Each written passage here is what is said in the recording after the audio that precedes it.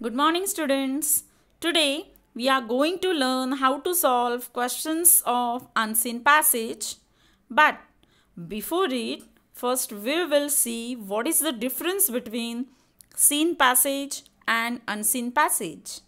मुलांनो, आज आपण अपठित उतारा म्हणजेच अनसीन पॅसेज कसा समजावून घेऊन त्याची कशी प्रश्नांची उत्तरे लिहायची हे शिकणार आहोत.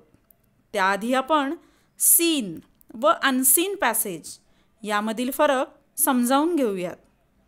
Scene passage means a complete and true understanding of passage, and unseen passage means scanning and skimming the passage to quickly answer the questions whichever asked.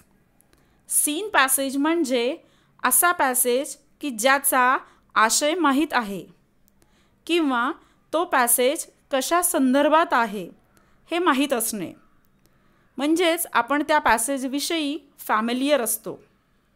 पण अनसीन पॅसेज म्हणजे एका दृष्टिक्षेपात वरचेवर उतारा जलद समजावून घेऊन उत्तरे शोधणे होय.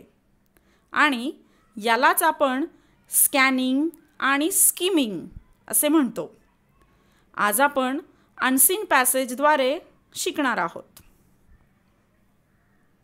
This is our unseen passage about Sharon the chef.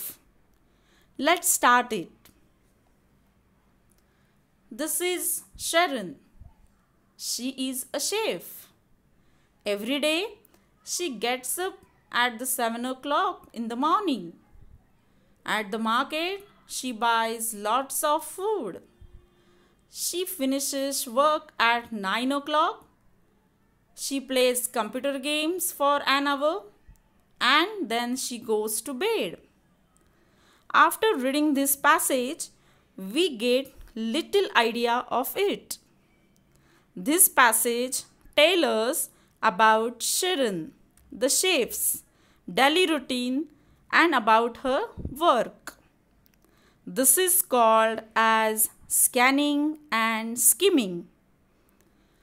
या पॅसेज वाचल्यानंतर आपल्याला शेरन नावाची स्वयंपाकीण, जिला आपण शेफ म्हणतो, ती दिवसभर काय काय काम करते याचे वर्णन आपल्याला उतारा वाचल्यावर समजते. आता आपण मराठीत हा उतारा समजावून घेऊ.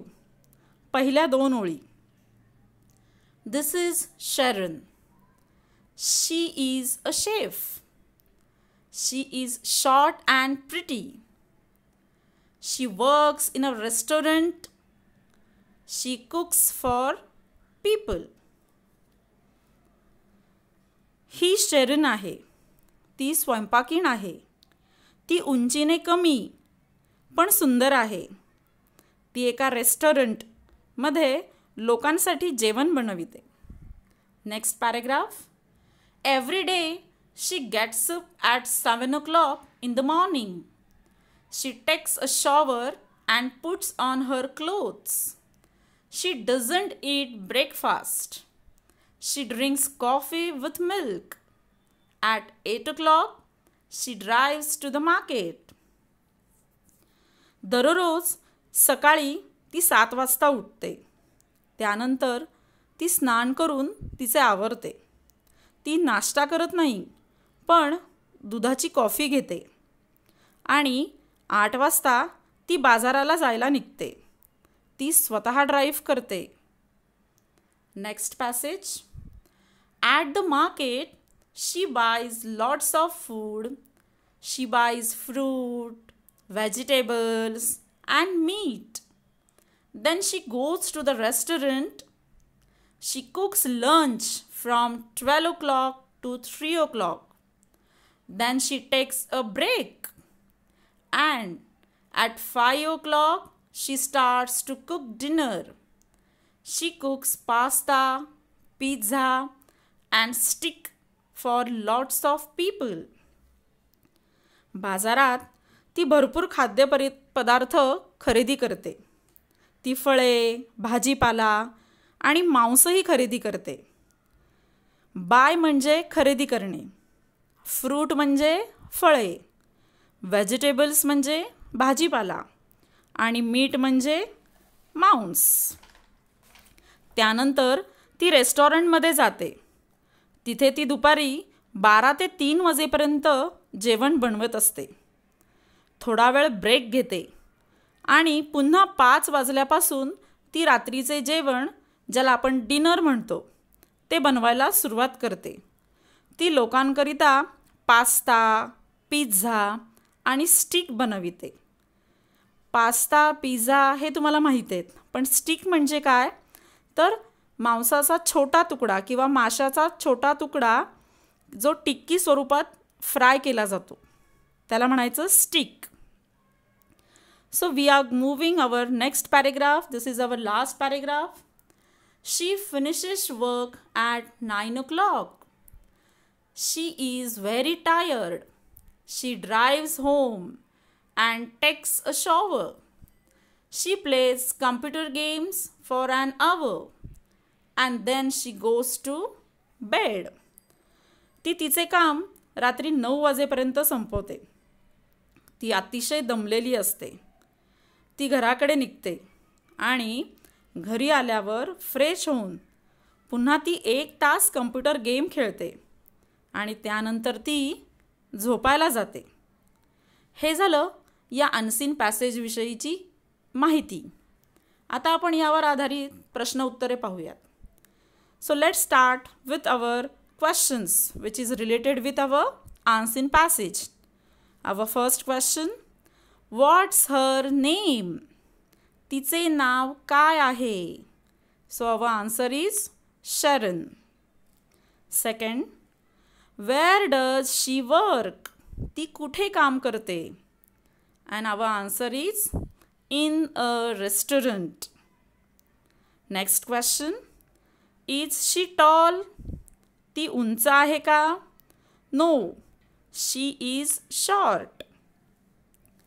Does she have breakfast in the morning? No, she drinks coffee with milk. Does she walk to the market? ती मार्केटला चालत जाते का? No, she drives to the market. Does she buy pizza? No, she doesn't buy pizza. Next question, what does she buy? मग ती काय खरेदी करते? She buys fruit, vegetables and meat. Next question, does she cook lunch at home? No, she doesn't cook lunch at home. कारण यावेळेस ती कुठे असते?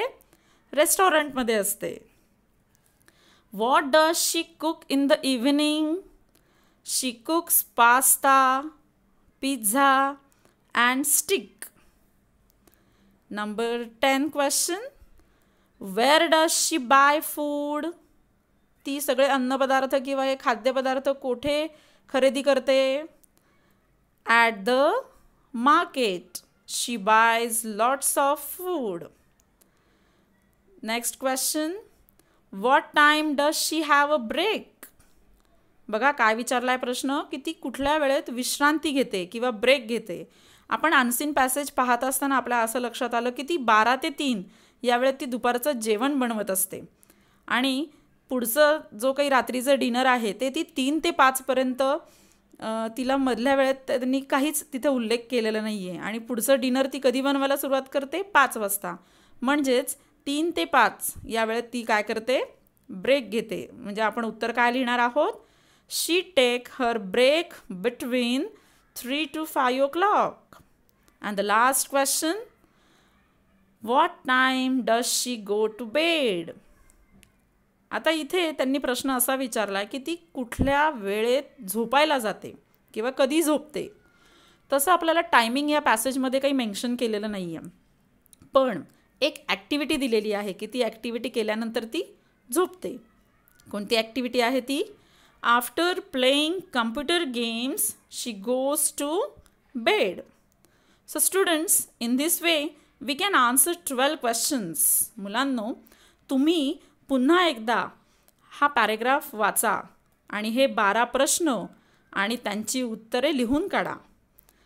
यानंतर आता वेळ झाली आहे आजच्या होमवर्कची. काय आहे आजचा होमवर्क?